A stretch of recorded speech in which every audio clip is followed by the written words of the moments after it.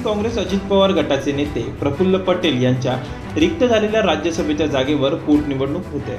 आज या जागेसाठी उमेदवारी अर्ज भरण्याचा शेवटचा दिवस आहे. त्यामुळे अजित पवार गटाकडून कुणाला संधी दिली जाईल याकडे सगळ्यांचं लक्ष लागलं होतं. दरम्यान राज्यसभेच्या जागेसाठी सुनेत्रा पवार यांचे नाव निश्चित झाल्याची खात्रीदायक माहिती मिळाली.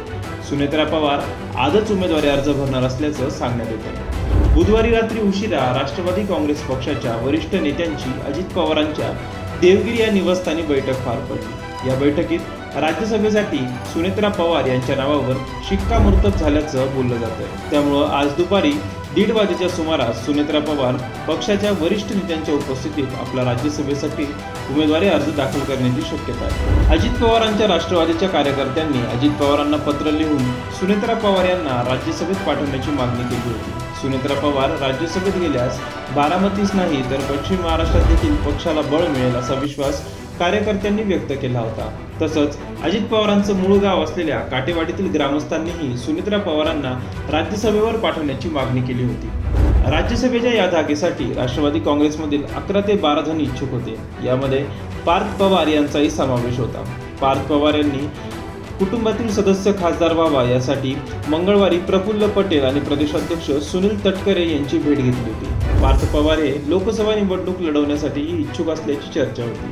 मात्र तेव्हा संधी न मिळाल्याने ते राज्यसभेवर जाणार का याबद्दल उत्सुकता होती. मात्र पक्षाकडून राज्यसभेसाठी सुनेत्रा पवार यांचं नाव निश्चित झाल्यानं पार्थ पवार यांचा हिरमोड झाल्याचं बोललं जातं. लोकसभेपाठोपाठ राज्यसभेची उमेदवारी नाकारल्याने राज्याचे अन्न व नागरी पुरवठा मंत्री छगन भुजबळ नाराज असल्याची माहिती समोर आली.